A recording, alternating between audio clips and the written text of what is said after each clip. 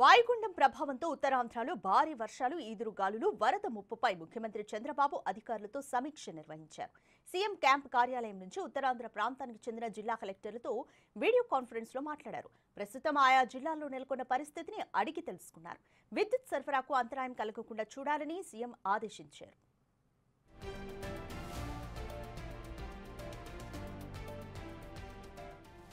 కొన్ని ప్రాంతాలకు వరద ముప్పు పొంచి ఉందన్న వాతావరణ శాఖ సమాచారంతో అధికార యంత్రాంగం అప్రమత్తంగా ఉండాలని, ప్రజలను ఎప్పటికప్పుడు అలర్ట్ చేయాలని సూచించారు. కంట్రోల్ రూమ్ ద్వారా 24 గంటలు సేవలు అందిస్తూ అందుబాటులో ఉండాలని స్పష్టం చేశారు. పరిస్థితిని ఎదుర్కొనేందుకు బృందాలు సిద్ధంగా ఉండాలని, అవసరమైతే ప్రజలను సురక్షిత ప్రాంతాలకు తరలించాలన్నారు.